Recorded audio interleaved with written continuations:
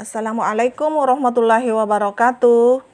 Alhamdulillah pada hari ini kita bertemu kembali untuk pelajaran IPA ya pada pembahasan sistem ekskresi pada manusia.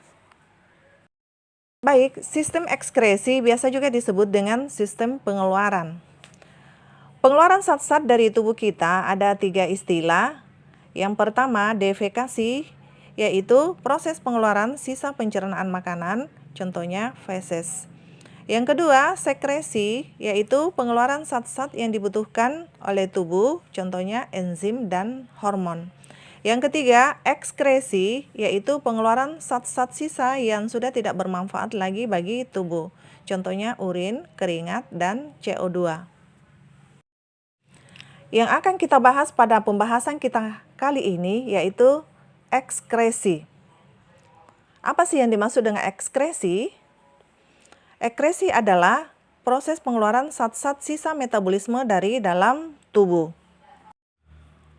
Organ-organ penyusun sistem ekskresi. Yang pertama, ginjal. Ya, fungsi utama dari ginjal adalah untuk menyaring darah. Yang kedua, kulit, berfungsi untuk mengeluarkan keringat. Yang ketiga, paru-paru, berfungsi untuk mengeluarkan zat sisa pernapasan seperti CO2 dan H2O. Hati berfungsi menetralkan zat racun dan mengeluarkan empedu. Kita akan bahas yang pertama, ginjal. Ginjal berbentuk seperti biji kacang merah, panjangnya sekitar 10 cm. Ginjal berjumlah 2 buah berwarna merah keunguan, terletak di dalam rongga perut, samping tulang belakang, dan tengah tulang punggung. Ginjal sebelah kiri lebih tinggi letaknya daripada ginjal sebelah kanan. Struktur ginjal atau bagian-bagian ginjal tersusun dari A. Kulit ginjal atau korteks, B. Sumsum ginjal atau medula, C. Rongga ginjal atau pelvis. Kulit ginjal. Pada kulit ginjal terdapat nefron. Setiap nefron tersusun dari badan Malpighi dan tubulus. Badan Malpighi tersusun lagi dari glomerulus dan kapsul Bowman. Tubulus terdiri atas tubulus contortus proximal, longcun Henle, tubulus contortus distal, dan tubulus collectivus. Bagaimana proses pembentukan urin? Iya, ada 3 tahapan proses pembentukan urin. Yang pertama, filtrasi adalah proses penyaringan darah yang mengandung zat-zat berbahaya sisa metabolisme terjadi pada badan Malpighi, menghasilkan urin primer. Yang kedua, reabsorpsi.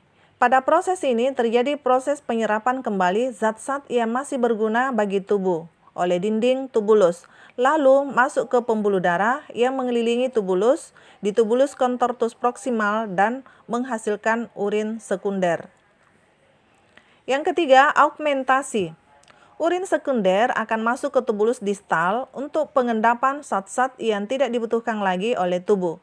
Urin banyak kehilangan air sehingga konsentrasi urin makin pekat. Hasil akhir dari tahap augmentasi adalah urin yang sesungguhnya. Jadi, urutan pembentukan urin.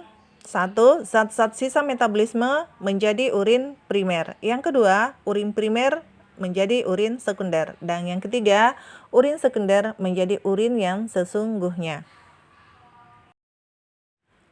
Kemudian, urutan jalannya urin keluar dari tubuh. Urin diproses di ginjal, lalu menuju ureter, kemudian ke kandung kemih untuk disimpan sebelum keluar dari tubuh. Ya, kemudian melalui uretra keluar dari tubuh. Organ pengeluaran yang kedua adalah kulit. Kulit adalah organ pelindung yang menutupi seluruh permukaan tubuh. Kulit merupakan lapisan sangat tipis yang ketebalannya hanya beberapa milimeter. Kulit terdiri atas 3 lapisan, yaitu epidermis, dermis, dan jaringan bawah kulit. Epidermis tersusun atas lapisan tanduk, lapisan granula, dan stratum germinativum. Dermis terdapat pembuluh darah, kelenjar keringat, kelenjar minyak, dan kantong rambut.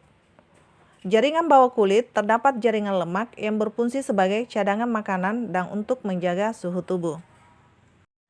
Organ pengeluaran yang ketiga adalah paru-paru. Paru-paru selain sebagai alat pernapasan, paru-paru juga berfungsi sebagai alat pengeluaran. Zat yang dikeluarkan oleh paru-paru adalah karbon dioksida dan uap air atau H2O. Organ pengeluaran yang keempat adalah hati. Hati merupakan kelenjar terbesar dalam tubuh. Terletak di dalam rongga perut sebelah kanan di bawah diafragma. Pada orang dewasa normal, beratnya kurang lebih 2 kg dan berwarna merah.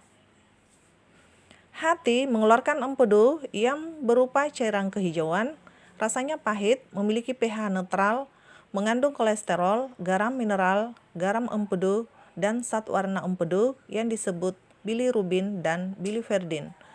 Beberapa fungsi hati adalah sebagai tempat menyimpan gula, tempat membongkar sel darah merah yang sudah tua atau rusak, pembentukan dan pengeluaran empedu, serta menetralkan racun. Baik, demikianlah pembelajaran kita pada kesempatan ini. Terima kasih atas perhatiannya. Wassalamualaikum warahmatullahi wabarakatuh.